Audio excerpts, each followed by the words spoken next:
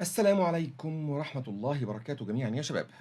أنا دلوقتي بسجل من الكمبيوتر بالإضافة لللايف على تيك توك. إن شاء الله تكونوا جميعا بكل خير بما إن التسجيل يعني بدأ، فبإذن الله تعالى تكونوا جميعا بكل خير. أيوة، روما وصلت. روما أعتقد مش أول مرة تابعنا، وأحمد سمير أوكي. الشباب دول أنا فاكر أسمائهم. لو حد يعني مستغرب فما اعرفش انتوا امبارح في ال 12 دقيقة اللي اتحمل فيهم الفيديو الجديد على التيك توك شفتوا اللي حصل ولا لأ، ولكن ملعون أبو ولاد العم، الله ينتقم منهم مطرح ما راحوا. والله حاجة منكدة عليا قوي، حاجة منكدة عليا قوي. ماشي أوكي. طيب في انتظار أسئلة حضراتكم. طبعا الموضوع مكتوب فوق أهو، ففي انتظار أسئلة حضراتكم. للأسف أنا ما طلعتش لايف في وسط الأسبوع زي ما وعدتكم، لأن انشغلت شوية في عمل الفيديو اللي اتحذف بعد 12 دقيقة. 12 دقيقة علشان زعل ولاد العم. انا حتى ما اعرفش اللايف اصلا هيوصل لحضراتكم ولا لا، لان انا واخد مخالفة كده محترمة على التيك توك، والفيديو اتحذف من اليوتيوب بعد ساعة. حاجة جميلة خالص طبعا، علشان قلت رأيي في موضوع شائك. ماشي. فلو حد وصلوا الفيديو تقدروا حضراتكم دلوقتي ان انتوا تبعتوا اسئلتكم. موضوعنا الالماني واللغة الالمانية واي حاجة تانية، لان انا النهاردة بصراحة على اخري، ويعني جاهز ان انا اتكلم في اي موضوع ان شاء الله. اي موضوع محترم طبعا يعني. اوكي، يلا بينا يا شباب. ان شاء الله يكون الصوت واصل كويس، تكونوا حضراتكم سامعيني كويس وشايفيني كويس.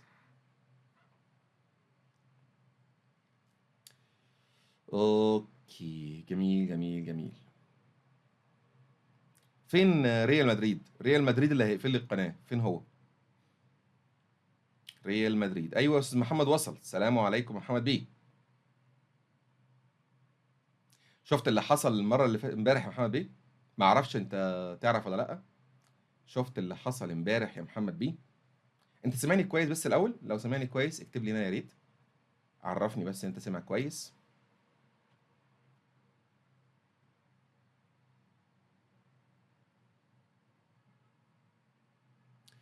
اوكي ماشي. انا مقلق بصراحه لان النهارده انا بستخدم ميكروفون لاول مره، فخايف يكون الصوت مش شغال. لو حد سمعني بس اكتب هنا في التعليقات يا ريت.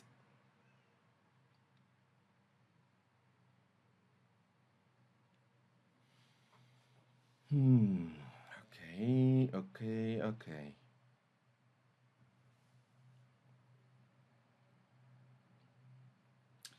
Einige Kommentare in diesem Live wurden gefiltert. ماشي. طيب اتعمل فلترة لبعض التعليقات. ماشي، ده كويس.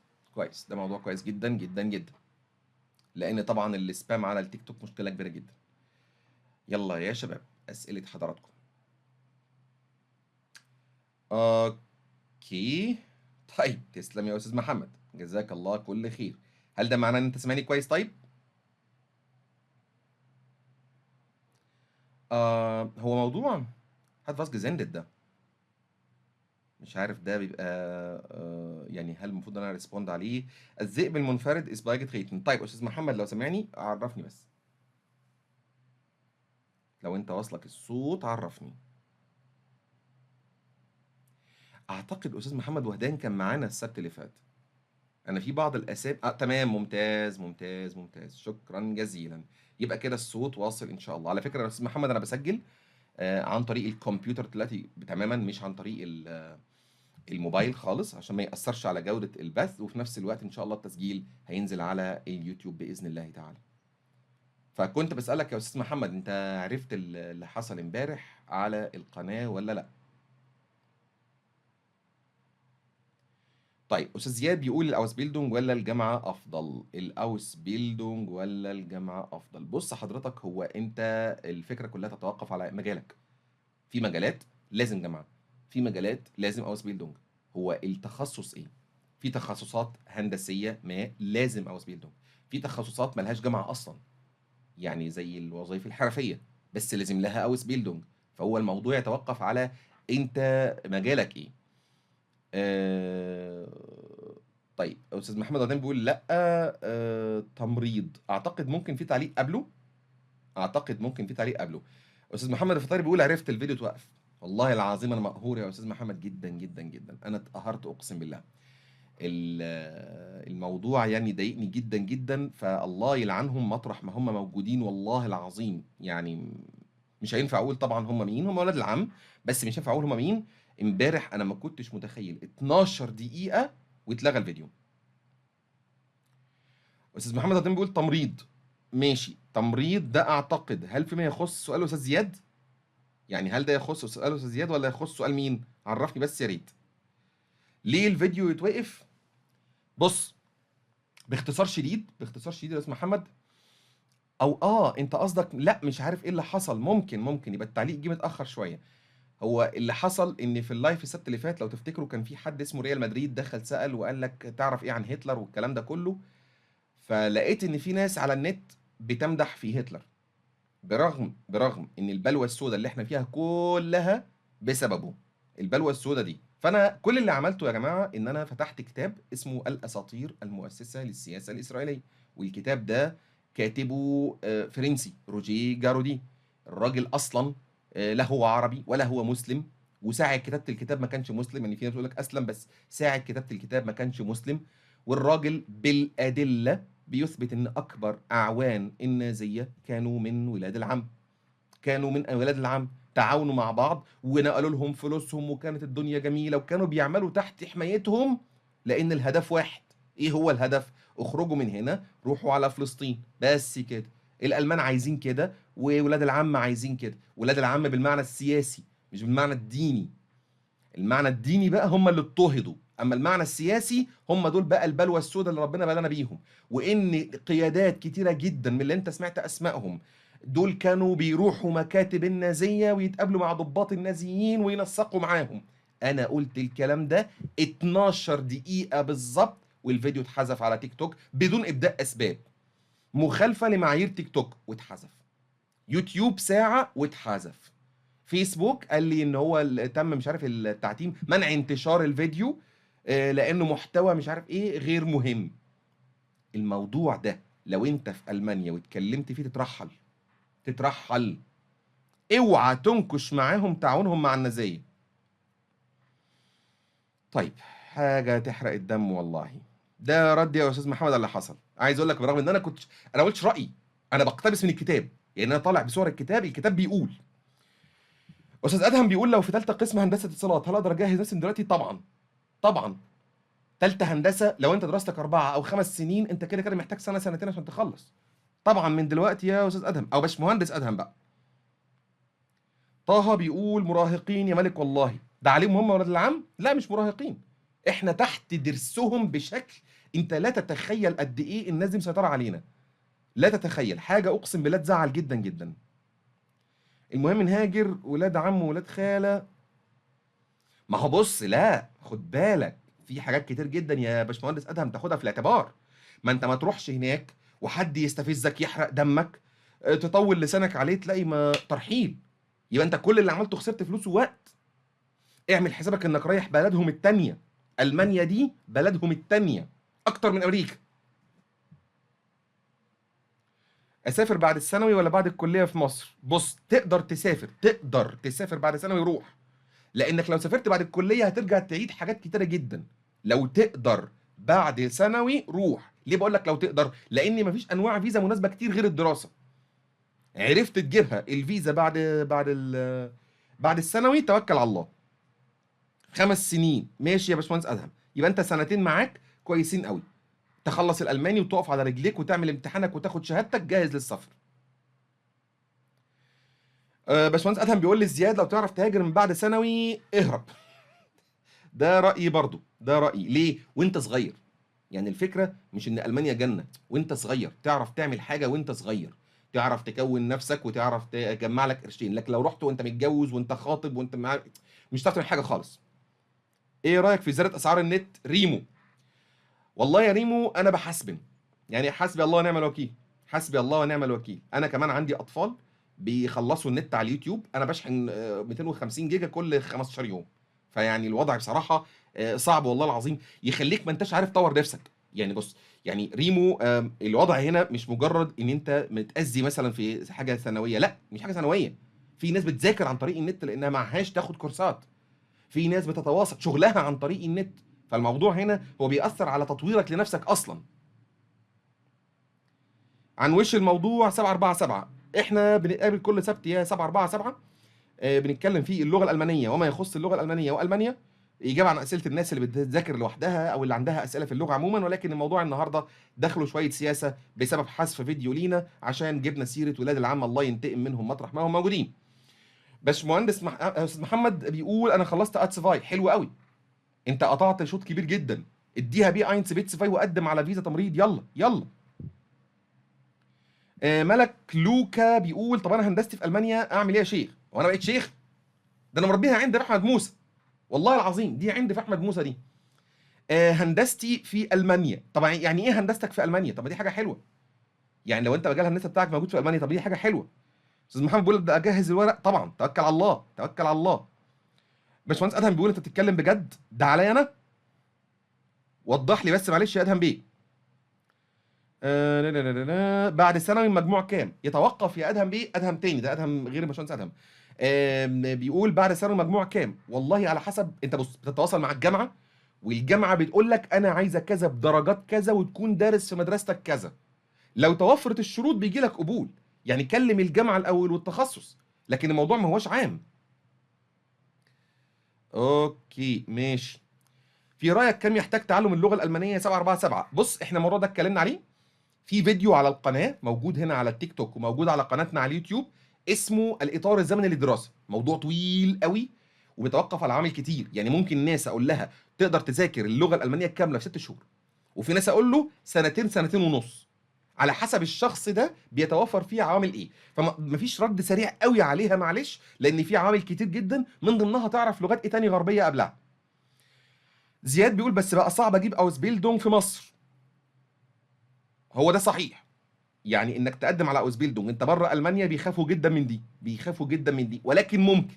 هو مش مستحيل، هو صعب ولكن ممكن. يعني ما انت عندكش حل تاني، لو عندك اقول لك روح، لو عندك فيزا تانية روح، لكن ما عندكش حل تاني. لو مجالك مطلوب توكل على الله. حمزه بيقول ما هي فرص العمل المطلوبه هناك؟ بص يا حمزه بيه، الوظائف اللي اعلن عنها فيها عجز الطب البشري، الطب البشري بانواعه، تمريض جدا، الاي تي مطلوب، سوق الاي تي واسع، رعايه كبار السن مطلوب، ايه تاني ايه تاني، في مجالات بقى فيها عجز بس ما بياخدوش من بره اوروبا، في مجالات فيها عجز ما ياخدوش من بره اوروبا. يعني اعتقد فني تدفئه ده بيسدوه بقى منين؟ من بولندا وايطاليا، عماله رخيصه ومواطن اوروبي مش محتاج لا فيزا ولا بتاع. فالمجالات اللي من عندنا احنا هنا، اقول لك الطب البشري للاسف، الاسنان لا، الاسنان مش معلن ان في عجز، طب بشري، تمريض، رعايه كبار سن، واي تي. عاوزين نوصف صوره يا هير بالالماني. طيب ما هو بص اقول لك حاجه، طب خلي ده في لايف الاعضاء، ليه؟ عشان تبقى انت شايف شاشتي ويبقى قدامنا صوره، فخلينا ده افضل في لايف الاعضاء، لان انا دلوقتي مش هعرف اعرض لك صوره ونتناقش في الوصف. ده غير برضو الموضوع بيتوقف حسب المستوى محمد بيه، يعني مش اي حد هيوصف الصوره بنفس الشكل، وصف السي اينس يختلف عن وصف الاتسفاي. شيما عبد الله، صلوا على الحبيب مصطفى عليه افضل الصلاه والسلام، عليه الصلاه والسلام، جزاكم الله خير. كومو كومو استاس بيقول انا معايا السياحه يا استاذي، ممكن اجيب عقد عمل؟ والله انت بتقدم، انت بتشوف، يعني انت معاك سياحه، بس في نقطه خليني برضو صريح، احنا السبت اللي فات قلنا جبنا سيره الموضوع ده، انت راجل دلوقتي متخصص سياحه في مصر، فمجالك يخص السياحه في مصر، يعني يخص العمل في مصر، يبقى يا اما هتشتغل مع شركه هناك بتجيب سائحين لمصر، يا اما ما اعرفش بقى تقدر الشغله التانيه اللي تشتغل فيها ايه، لان انت معلوماتك ومجالك بيخص مصر. انت مثلا ما تعرفش عن المعالم السياحيه في المانيا، ما تعرفش عن المعالم السياحيه مثلا في دول اوروبا، فبالتالي هتقدر تشتغل هناك في ايه؟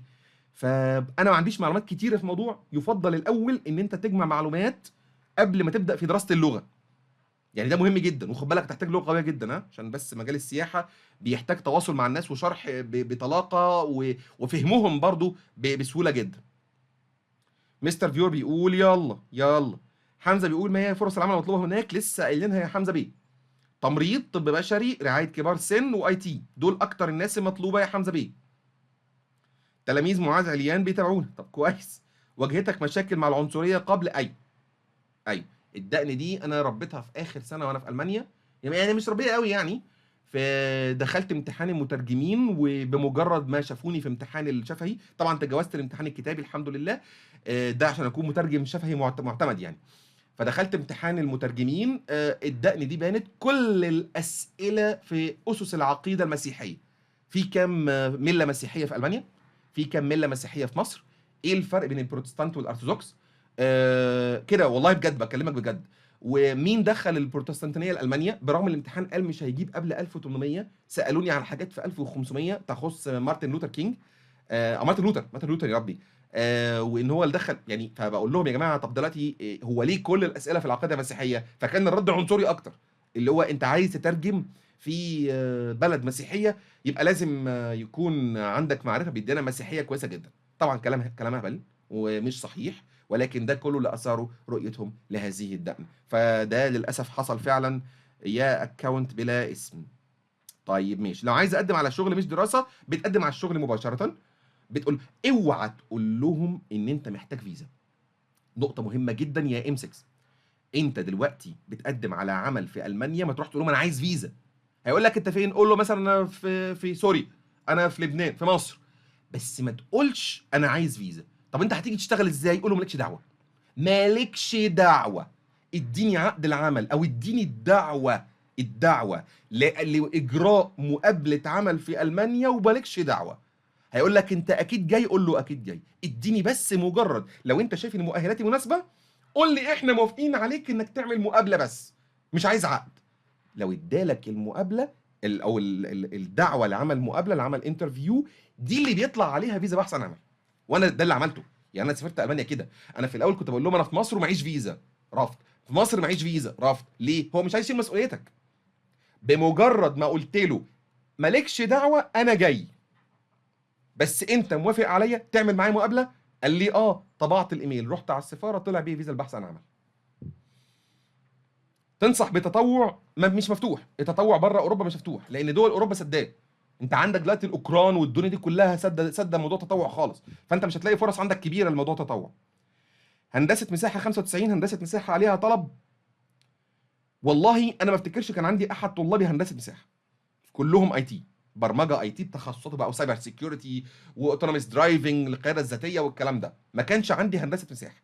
هل عليها طلب ولا لا؟ ما عنديش معلومات. فانا اخاف ان انا اقول لك دلوقتي يا باش مهندس ان او لا، ما اعرفش يعني، ما عنديش معلومات. فلو حد معانا عنده معلومات يا ريت يقول. ادهم هلال بيقول أنا ممكن اروح هناك الشغل ببرمجه واحول لدراسه، عشان الدراسه هنا في مصر جميله جدا. الدراسه في مصر جميله جدا. مصر جميله. مصر جميله. خليني ساكت، خليني ساكت. طيب بص يا فندم، هو حضرتك انت عشان تحول هناك نوع الاقامه بتاعتك امر صعب، وبيرجع لهيئه شؤون الاجانب او ما يسمى بالاوسلندا بيهيردا، وهناك بقى بيبتدوا يطرحوا اسئله كتير. حاول من الاول انك تروح على هدف محدد. محمد صلاح بيقول ايه الاي تي ده؟ الاي تي اللي هو الانفورميشن تكنولوجي يا فندم، يعني كل ما يخص شغل الكمبيوتر. 747 انت عايش حاليا في مصر ثانيه؟ انا رجعت دلوقتي حاليا مصر، موجود في مصر حاليا. منعم الصافي ايه راي حضرتك في فيزا البحث عن اوز بيلدونج؟ بحث عن اوز بيلدونج؟ انا ما اعرفش نوع فيزا اسمه كده. فيزا بحث عن اوز بيلدونج، انا ما اعرفش نوع فيزا اسمه كده. اللي اعرفه اوز بيلدونج، لكن بحث عن اوز بيلدونج ما اعرفهاش. فاللي عنده معلومات يا ريت يفيدنا بيها. طيب ما معنى زوميت und zudem؟ zudem تدي معنى بالاضافه لذلك. zudem زي außerdem، زوميت وبهذا، وبكده. يعني مثلا شرحنا حاجه اقول لك ايه und somit kann man die Regel richtig benutzen، وبكده يقدر المرء انه يستخدم القاعده بشكل صحيح. ماشي يا محمد بيه. ايه الدول بتتكلم الماني طبيب جراح؟ عندك المانيا، وعندك النمسا، وعندك سويسرا، واجزاء من ليechtenstein. طيب ماشي. مصطفى الجندي بيقول اطباء بشري وضعهم كويس هناك لاني في طريق المعادله. ايوه، بشري مطلوب ووضعهم كويس واجرهم كويس. حامد في مصر تنصح ندرس اسباني ولا الماني؟ والله بص، اسبانيا المشكله الاجور فيها متدنيه، المانيا الاجور فيها افضل. فرص العمل في اسبانيا ما اعرفش، مجالات مطلوبه في اسبانيا ما اعرفش، مش تخصصي، انا تخصصي المانيا. فبالتالي انت تدرس لو انت في مصر تدرس الماني لو حسب مجالك بقى، يعني تخصصك هيبقى ايه، ساعتها نقول لك المانيا فرصتك كويس فيها ولا لا، لكن اسبانيا ما اقدرش افيد فيها بصراحه. في الأومن مهما حاول الإنسان أن يصلح جميع البشر لن يغير الكوكب، والله ولا البشر عايزين ينصلحوا، والكوكب ده عايز يتغير، عايز يتغير بصراحة. زياد تنصح بتطوع، جاوبناها. زياد بيه. هندسة المساحة متجاوبة. أطباء بشري متجاوبة. تمام. آداب مساحة، يعني إيه آداب مساحة يا أحمد بيه؟ إيه آداب مساحة دي؟ أنا في مصر تنصحني، ماشي. أوكي. النمسا، محمد هاني بيقول النمسا. اللغة الألمانية ليها مستقبل في مصر أو الإمارات؟ أنا ما أعرفش الإمارات. في مصر عندك كول سنتر، عندك السياحة. ألمان كتير جدا هربوا من ألمانيا بسبب الظروف الحالية، نزلوا في مصر. مثلا عندك الفلوس اللي بياخدها مثلا إعانة بطالة بتخليه عايش في مصر ملك بسبب فرق العملة. فرجعت السياحة الألمانية قوية نوعا ما. وطبعا مش هنتكلم فكرة الحلال والحرام، يعني دي أنت أدرى بيها، لو هتشتغل في مكان فيه خمور والكلام ده طبعا فانت فاهم الدنيا. لكن الكول سنتر والسياحه التدريس نزل جامد للاسف الشديد. اطباء بشري تمام، جاوبناه. برمجه عليهم طلب طبعا يا اسلام بيه، البرمجه عليها طلب. درش بيقول احسن واحد بيشرح جراماتيك باليوتيوب والله. الله يجزيك خير يا درش بيه، تسلم يا درش بيه والله، ربنا يبارك فيك يا حبيبي، دي شهاده اعتز بيها. منعم الصافي، هو لو ليا واحد الماني وصاحب عمل يقدر يساعدني ازاي اسافر لالمانيا؟ صاحب عمل يبعت لك عقد تشتغل معاه لو مؤهلاتك مناسبه، عشان هتطلع لك برضه هيئه شؤون الاجانب كالخازوق في الوسط، تقول لك الراجل ده انت جايبه يشتغل معاك ليه؟ هو مش مؤهل لمجال العمل ده. يعني حاول خليه يشوف لك مجال عمل يناسب مؤهلاتك، لو بعت لك عقد عمل انت كده طالع رسمي ان شاء الله. اللغة الألمانية ماشي، جاوبناه. مصر مين يشهد للعروسة؟ يعني إيه يا مصر؟ يعني إيه؟ أحمد ماشي. بتعطي دروس تعليم ألماني أونلاين؟ ده صحيح يا 747. إحنا بندرس ألماني بالتعاون مع مدرسة موجودة في ألمانيا، بندرس أونلاين كورسات لغة ألمانية بالكامل. تمام. برمجة عليهم طلب، قلناه. ماشي. إيطاليانو، أنا صنايعي سيراميك ورخام، ينفع أسافر؟ بص يا إيطاليانو، اللي التخصصات اللي زي دي بيسدوها من شرق اوروبا ومن دول زي ايطاليا واسبانيا. يعني مثلا انا قعدت 6 سنين في المانيا، كل الصنايعيه اللي دخلوا عندي تقريبا يا تركي يا بولندي يا شرق اوروبا بقى روماني، الدنيا دي سدين ده كله، لان هم اوروبيين مش محتاج فيزا، سهل جدا يدخل المانيا وهناك يقدم على شغل، ما هو بقى وعندهم الحرف كتيره. فللاسف هتبقى المنافسه عاليه قوي، المنافسه هتبقى عاليه قوي، ده على حد علمي والله. ماشي. طبيب وشبكات حاسب مطلوب بألماني دبلوم بدون لغة ألمانية. طيب وشبكات حاسب، شبكات حاسب والله ممكن تقدم على اوس بيلدونج، يعني شبكات كمبيوتر ده يقدم على اوس بيلدونج لانه مجال برضه مطلوب وعليه طلب كبير. ماشي عليهم طلب، مش المطلوب هندسة طبي وفني. الهندسة والطبي والفني ده بيرد على برمجة؟ لا، لو بترد على برمجة يا احمد بيه لا، البرمجة مطلوب. انا عندي ناس اي تي كتير جدا طلعوا والله بالاينس اللي هو اول مستوى في اللغة الألمانية، لا البرمجة عليها طلب. منين ابدا ادرس مجاني؟ ما تبداش تدرس لوحدك، يعني ادرس مجاني مع مدرس ماشي، لكن لوحدك لا، لوحدك لا.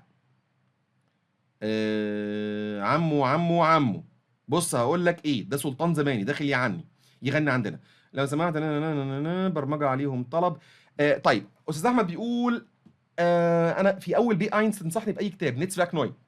والله نتسفاك نوي في جامعات نفسها شغاله بيه، يعني في عليه اقبال وبينصح بيه كويس، فانا شايف ان نتسفاك كويس. انا ما اشتغلتش بيه على فكره، انا عندي على موقعي صفحه بتكلم فيها في تقييم الماده العلميه، يعني رايي في الماده العلميه دي ايه، رايي فيها والكتاب ده كويس في ايه والكتاب ده وحش في ايه، فانت ممكن تشوفه. بص هو الموقع هو احمدشكري.com، احمد شتريش شرطه اللي هي الشرطه العاديه اللي هي المستقيمه دي، شكري.com، هتلاقي عليه التقييم للماده العلميه كلها، بس نتسفاك نوي مش منهم لان للاسف انا ما اشتغلتش بيه. طيب مين يبدا مجاني؟ ماشي. برمجه ادرس ازاي مجاني؟ الماني مجانا. بص هو تدرس ازاي مجاني؟ انا والله ما اعرفش لسبب بسيط جدا، لان اي كورس كامل بيوضع على اليوتيوب بيتلغي لان ما عندكش حق انك تشتغل من كتب الناشر، فبالتالي ما شفتش حد دلوقتي قدر ان هو يشرح من كتاب كامل الا وقناته اتقفلت او في انتظار انها تتقفل. انت محتاج حد يشرح لك من كتاب كامل. دي نقطه. تاني نقطه، محتاج حد يسمعك يظبط لك النطق، فده يتعمل ازاي اونلاين؟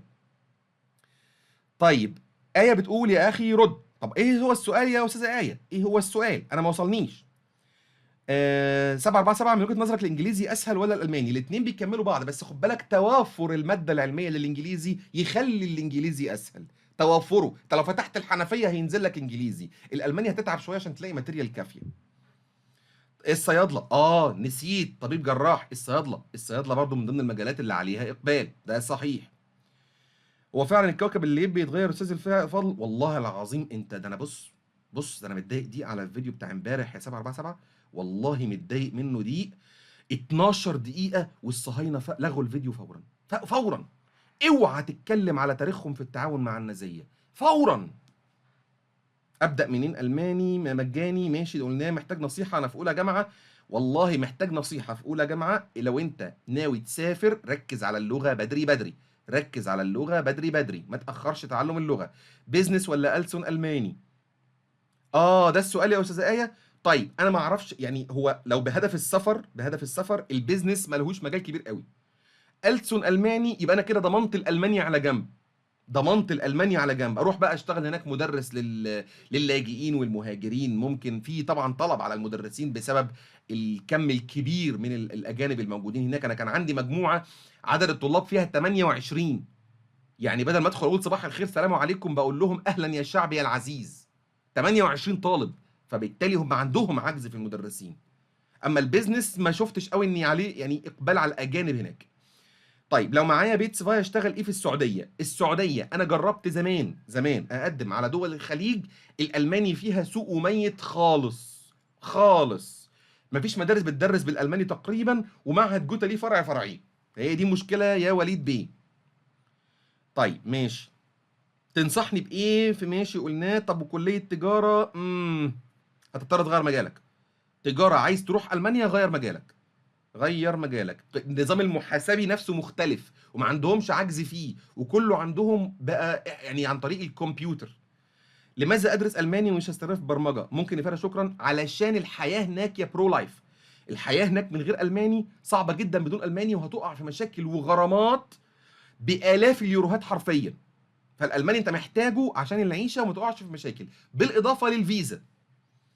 ابدا منين مجاني؟ مونو. والله لا انا لسه مجاوب على السؤال ده، بس هو تلاقي الكومنت جاي. تمريض كويس هناك كمستقبل قدام؟ كلهم كبار سن ومش عايزين يموتوا. الالمان عاملين زي رؤساء العرب ما بيموتوش، فكلهم كبار سن، فالتمريض ورعايه كبار السن عليه طلب كبير جدا. طب احنا نعمل ايه بقى دلوقتي بما ان دلوقتي عدينا ال 100 تعليق جديد؟ معلش انا هنزل تحت خالص وناخد الاسئله الجديده بقى اولا باول. ليه؟ علشان نقدر نجاوب والناس تكون متابعه معانا. معلش الاسئله كتير جدا بتيجي بسرعه يا جماعه. هو احنا ليه بنسميهم ولاد العم؟ عشان احنا شركاء في العمومه من سيدنا ابراهيم، يعني هم اولاد عم فعلا، اولاد سيدنا اسحاق، واحنا اولاد سيدنا اسماعيل. وبالتالي فهم فعلا اولاد عمنا، لان سيدنا اسماعيل وسيدنا اسحاق هم اخوه. طيب محمد داغر بيقول طب انا مش معايا انجليزي وعايز احضر الماني مع حد، هل ده اثر عليا؟ لا، هو هيخلي صعب شويه الالماني بالنسبه لك، ولكن مش هيأثر.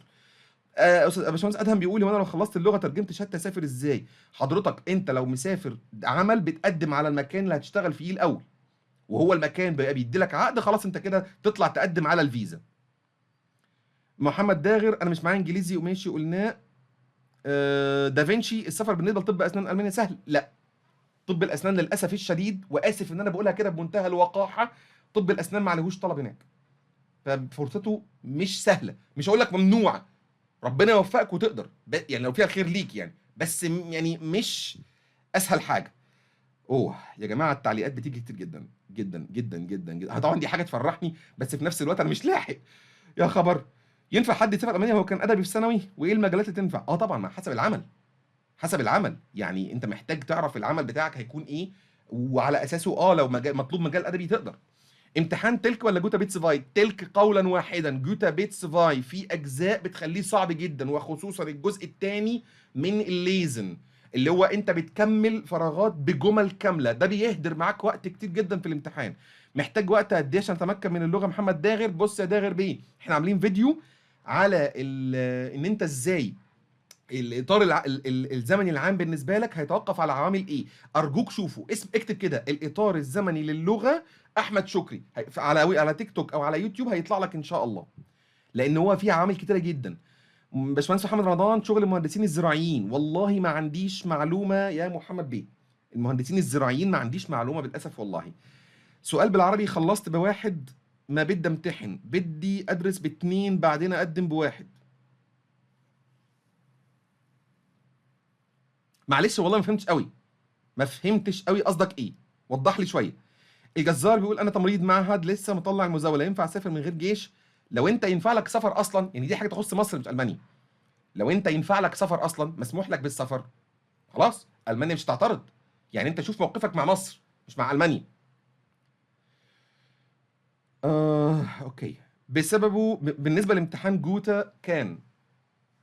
طب معلش قصدك بالنسبه لامتحان جوتا يعني ايه عملت واحد واتنين؟ معلش بس وضح لي الله يبارك لك. شغل المخبرين بره موجود يا ابو حديده، لو حد بلغ عنك انك معادي للساميه فيها ترحيل، لو حد بلغ عنك انك معادي للمثليين الجنسيين فيها ترحيل يا ابو حديده. شغل المخبرين موجود بره. لو حد اشتكى عليك ان انت مثلا بتقول على ان اسرائيل ملاش حق في الوجود، انا عايز اقول لك ان اختبار الجنسيه في بعض الولايات بقى بينزل فيه سؤال ايه رايك، اقسم بالله، ايه رايك في الايات القرانيه التي تصف اليهود بانهم كذا كذا كذا كذا. لو قلت ان الايه القرانيه غلط وانا اعارضها تاخد الجنسيه، قلت ان الايه القرانيه صح السلام عليكم مفيش جنسيه. اقدر اعمل لم شمل من غيرها؟ معلش بس يا صديقي عرفني قصدك من غير ايه. احتاج تكاليف قد ايه لو سافرت؟ حسب نوع الفيزا. يعني مثلا لو انت مقدم على فيزا بتشترط حساب بنكي، يبقى انت 12000 يورو فما فوق، ممكن تخش لك في 15 بالاوراق بالدنيا دي. يعني ده لو انت عايزه حساب بنكي مغلق. مش عايزه حساب بنكي مغلق، يبقى سفرك وترجمه اوراقك 2000 3000 يورو وتكون مسافر باذن الله. تنصحني اراجع على المستوى كله ازاي؟ انا خلصت بيه اينس. حضرتك المراجعه بتتم عن طريق الاربايتسبوخ. امسك الكتاب التدريبات وحل كده على السريع تتربت تربت تربت، ده هيرجع لك على المستوى كله. فني صيانه موبايل ليه شغل في المانيا، دي حرفه. يعني فني صيانه موبايل ده نقدر نقول ان هو مجال احترافي، فبالتالي ده بيسدوه برضه من شرق اوروبا ومن المانيا نفسها. من ده غير خد بالك الالمان عندهم، انا اشتغلت في فودافون في خدمه عملاء العقود، في عندهم ان انت بعد سنتين انت الموبايل بترميه وتاخد تعمل عقد جديد مع الشركه وبيجي لك موبايل جديد. يعني فكره ان حد يعمل صيانه ده بتبقى سمه الدول الفقيره زي حالتنا. اما هم عندهم مفيش اقبال على الصيانه قوي، وفي مراكز كبيره للصيانه زي زاتورن وميديا مارك بتروح لهم بتديهم الموبايل يقوم مصلحه لك ومرجعه لك. فهو المركز ده عنده مجموعه فنيين ومعروف بكده. فبالتالي ما اقدرش اقول لك اني يعني اعتقادي مش قوي، ما اعتقدش ان ليه مجال كبير. طيب، هل حرفة النجارة متوفر لها فرص عمل هناك وهل صعب احصل عليها؟ والله برضو موضوع الحرف يا جماعة للأسف في ألمانيا، بص، مشكلة ألمانيا انك انت عشان تجيب حد من بره اوروبا، في قانون يمنع ده. في قانون يمنع ان المجالات اللي ما فيهاش عجز تجيب لها عمالة من بره اوروبا عموما من اي حتة. فبالتالي هم بيستهدفوا المجالات اللي فيها عجز فقط. فالحرف هو ساردها من جوه اوروبا اصلا. ففرصتك في حاجه زي النجاره او صيانه الموبايل او صيانه التكييف او الكلام ده كله للاسف الشديد بتبقى ضعيفه للاسف الشديد. طيب ماشي، وصلنا 50 رساله كمان جداد. ماشي. مهندس زراعي جمعة ماجم مهندس زراعي ماشي. اعتقد ده فيما يخص مجال بيعمل من التمريض. طب ماهر صبحي، احنا اتكلمنا في موضوع التمريض في الاول وقلنا فرصه كويسه جدا في الاول بشكل مفصل، وعلى فكره اللايف بيتسجل فاحنا ان شاء الله نقدر نشوف بعدين باذن الله. مهندس زراعي كنا اتكلمنا فيه يا باشمهندس. كنا اتكلمنا فيه في الاول، احنا اتكلمنا في موضوع المواد الزراعيه. للاسف ما عنديش معلومات والله عن الهندسه الزراعيه وفرصها في المانيا. 747 لكم موقع ولا كيف التواصل؟ ايوه، الموقع هو www.ahmed شكري، بعد كده بتعمل شرطه شكري SHOUKRY.com. ده الموقع الرسمي يا فندم، عليك كل الماده العلميه وعليك كل المعلومات والفيديوهات كلها. هل اقدر اعمل لم الشمل اروح لجوزي من غير شهاده؟ من غير شهاده اينس؟ لا، لم الشمل اينس. لم الشمل عايز اينس دايما. السايبر سيكيورتي مطلوب جدا جدا جدا جدا. لو انا خريج نظم معلومات مطلوب جدا يا فادي بيه، مطلوب جدا. طب ليه حضرتك قلت في عدم وجود الانجليزي هيأثر على تعلم الماني؟ علشان اللغات الغربيه بتساعد بعض. يعني في كلمات كتيره جدا في الالماني دلوقتي من الانجليزيه، من الانجليزيه. داس لاي اوت يعني لاي اوت، دير تشات الشات. مثلا هتلاقي عندك ده مونيتور الشاشه. فبالتالي لو معاك انجليزي هيساعدك كمان في تكوين الجمله. وكنت شايف انه مش مؤثر. لا، هو لو معاك انجليزي هيساعدك جامد. معدات ثقيله مجال تجاري ولا مجال ايه؟ يعني هل مجال ان انا اروح اشتغل مثلا كفني معدات ثقيله؟ برضو ده يرجعنا لنفس النقطه. المجالات الفنيه والحرفيه بيسدوها من جوه اوروبا للاسف. للاسف برغم ان منها مجالات معلن ان فيها عجز، الا ان بيسدوها من اوروبا. فرص تخصصات زراعيه، والله للاسف ما عنديش معلومات يا مستر بنزل. التخصصات الزراعيه البيئيه وكده انا ما عنديش معلومات. ما بقولكش فيه او ما فيش، ما عنديش معلومات والله للاسف عن النقطه دي.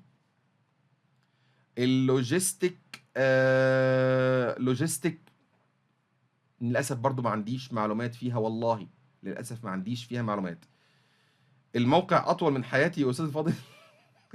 يا عم احمد شكري، والله اقول لك حاجه. اكتب على جوجل احمد شكري لغه المانيه وهو هيجيب لك الموقع. او اسهل من كده بقى، خلاص بقى. انا خريج لغه المانيه. واو، عمر حسن. لا استنى، عمر بيه اهلا بيك على التيك توك. اهلا بيك، اخيرا نورت لايف التيك توك يا معلم. اهلا بيك يا هندسه. انا خريج لغه المانيه يا جماعه. اسافر ازاي؟ أم والله هو انت خريج لغه المانيه ايه؟ يعني تخصص لغه المانيه؟ يعني انت قصدك ألسن الماني مثلا؟ فلو انت كده انت بتشوف المجالات اللي ممكن تشتغل فيها.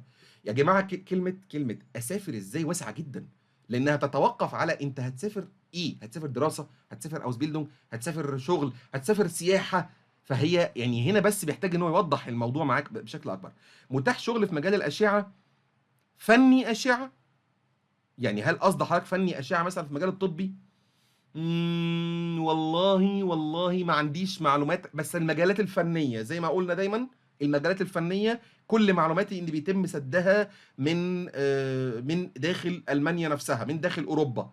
يعني هما المجالات دي حتى لو فيها عجز بيسدها من داخل اوروبا. ماشي. 747 هتواصل معاك على الخاص، يا ريت ترد بعد البث ان شاء الله. بس انا في عندي لايف يوتيوب هطلعه دلوقتي مع اعضاء القناة بعد 12 دقيقة، فان شاء الله بس اخلص واشوف رسالتك باذن الله.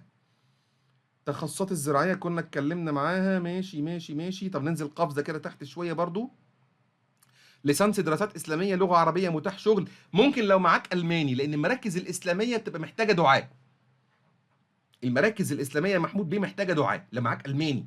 لكن من غير ألماني هتيجي تتكلم عربي مع مين؟ يعني لو أنت خدت ألماني أعتقد فرصتك كويسة بإذن الله تعالى. عايز أسافر ألمانيا، أنا معايا لغة. أسافر على إيه؟ يعني ما هو الفكرة برضو إيه نوع الفيزا؟ ماهر صبحي، ايه احسن مكان ابدا معاه لغه؟ اسال اللي درسوا. يا فلان انت درست ايه افضل مكان انت ارتحت وفهمت منه؟ واحد درس وحقق نجاح في اللغه، اساله. ده افضل شيء. ميكانيكا سيارات. طب شباب الفنيين، المجالات الفنيه بيتم سدها من جوه اوروبا، للاسف الشديد. للاسف الشديد. لو حد هناك في المانيا وعنده عربيه قول له كده. قول له لما رحت صلحت عربيتك مين اللي صلحها لك؟ هيقول لك بولندي، يوناني، تركي. هو المجالات دي، فدول سدين العجز كله. فبالتالي ما بياخدوش من بره اوروبا للاسف. الدكاتره طريقهم ازاي؟ طريقهم اخضر. الدكاتره بيتعلم الماني ويقدم على معادله ويطلع طريقه سهل خالص، والدنيا جميله الحمد لله، لان الدكاتره عليهم اقبال كبير جدا. طبعا الطب البشري. عمر بيه بيقول انا تعبت من الكول سنتر. والله هو متعب، وبنقول دايما هو شغل للشباب 3 4 سنين يعمل قرشين وخلاص. انا واحد زي حالاتي، لو لا قدر الله النهارده ما لقيتش شغل انا مش هرجع كول سنتر، ما اقدرش. لا سني ولا لياقتي على راي الفنان عزت العلايلي يسمحوا. فهو متعب، هو متعب. مهندسين. تميم بيه، المهندسين مطلوبين ولكن في مجال الاي تي والتكنولوجيا والشبكات والدنيا دي. مش اي مهندس. في مهندسين اعرفهم مهندسين ميكانيكا، بس ما عداش عليا كتير. انا خد بالك انا بقالي 14 سنه بدرس، فعدى عليا مجالات وبسمع منهم.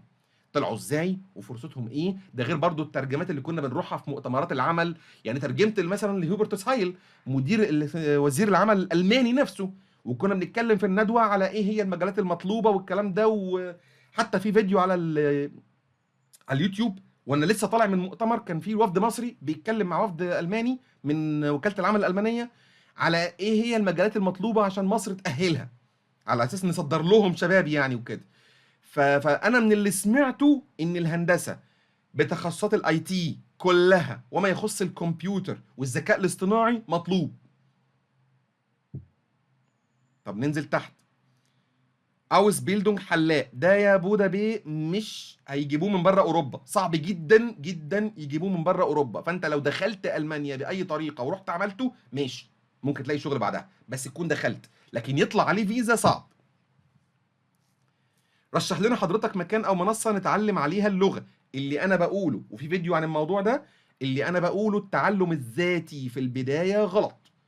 التعلم الذاتي في البدايه غلط. دي لغه انت ما تعرفش نطقها اساسا، هتنطق الحروف على اي اساس؟ حد ينطق قدامك؟ طب ما هو ممكن ينطق قدامي صح، انا انطق وراه غلط وانا مش عارف.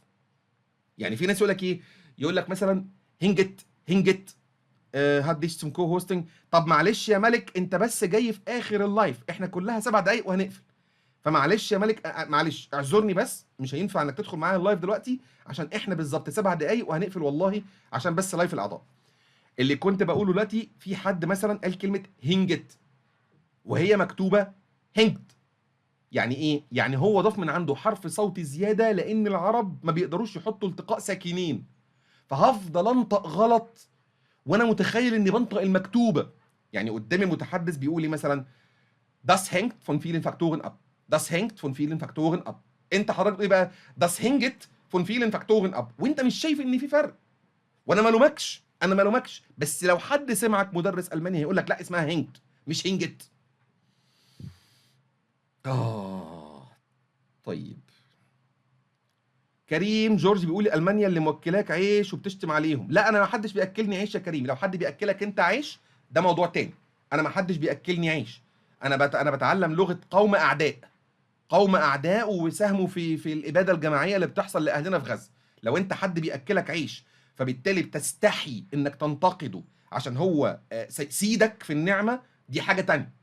لكن انا ما حدش بياكلني عيش، انا ما قدمتش على الجنسيه الالمانيه اصلا، وكنت بدفع لهم ضرايب.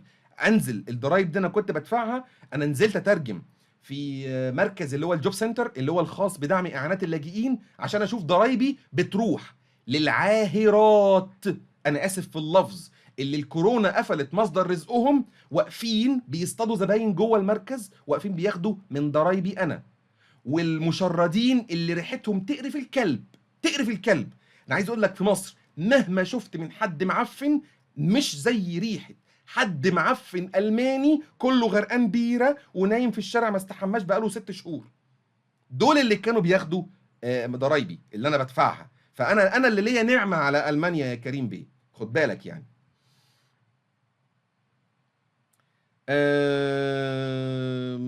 طيب اللي يعمل ايميل لتالك وفرود سقط يعمل ايه؟ يعني ايه يعمل؟ معلش نورهان، يعني ايه يعمل ايميل لسقط فرود؟ اوه سقط غش في امتحان تلك. آه.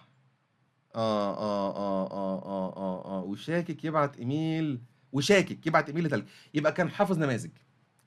اللي بيحفظ النماذج بنفس شكلها بالظبط يا نورهان، هو للاسف الشديد بيكشفوه، لان هم عارفين ترتيب الاسئله، هو بيغير ترتيب الاسئله، فبالتالي لو اجاباتك وافقت اجابات موجوده مسبقا في نموذج متسرب، بيعرف ان ده الراجل ده مع النموذج المتسرب، بيتلغي الامتحان كله. للاسف ما اعتقدش ان ايميل ممكن يساعد، للاسف الشديد. طيب ماشي. انا شاكه من السنتر والله يا استاذه نورهان، الايميل للاسف ممكن ما يساعدش، للاسف ممكن ما يساعدش. طيب هو كده انا مضطر امشي. التعليقات بتوصل يا جماعه لدرجه ان انا مش لاحق اقرا، انا مش لاحق اقرا التعليق اللي بيطلع. يوسف اخر سؤال، الشعب الالماني شعب طيب ولا عنصري؟ بص يا يوسف بيه، ده اخر سؤال نجاوبه النهارده يا جماعه. الشعب الالماني فيه وفيه، ولكن اللي مش عنصري هو بينظر لك بشفقه. يعني في حد بروجكت مانجر، راجل مرتبه بتتكلم في الصافي 6000 الى 8000 يورو. يعني مثلا عايز اقول لك 3/4 الالمان ما بيجوش المرتب ده، وهو مصري. جارته عارفه ان هو مصري، تعمل له ايه؟ بتعلق له كيس موز على الباب، حاطه له كيس فيه موز على الباب. فهو الكويس فيهم برضو باصص لك نظره شفقه.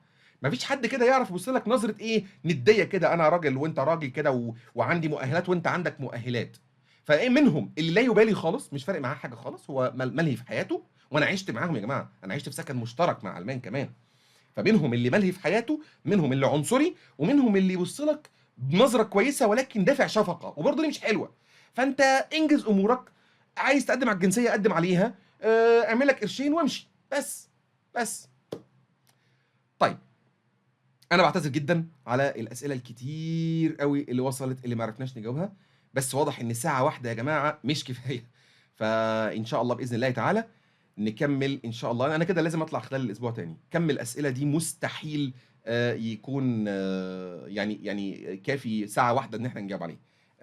فانا بعتذر والله، معلش. ان شاء الله نلتقي موعد الاسبوع القادم 7/4/7. بص، احنا ان شاء الله كل سبت الساعه 2 بتوقيت مصر، الساعه 1 بتوقيت برلين، بنطلع لايف ان شاء الله. ممكن اتاخر شويه بس بسبب الاعدادات التقنيه، حاجه مثلا مهنجه، حاجه معلقه، لكن ان شاء الله كل سبت. ده الثابت يا 7/4/7. اديني اسمك عشان اندهلك بدل الاسم الكودي ده. فده ان شاء الله الميعاد الثابت باذن الله تعالى. ان شاء الله هحاول اطلع مره كمان وسط الاسبوع باذن الله. بحاول بس اظبط ميعاد جوه الاسبوع بيكون بعيد عن محاضراتي ان شاء الله برضو، بحيث ان احنا نجاوب باقي اسئله حضراتكم. طيب، والسلام عليكم ورحمه الله وبركاته. شكرا جزيلا على تفاعلكم النهارده، والسلام عليكم.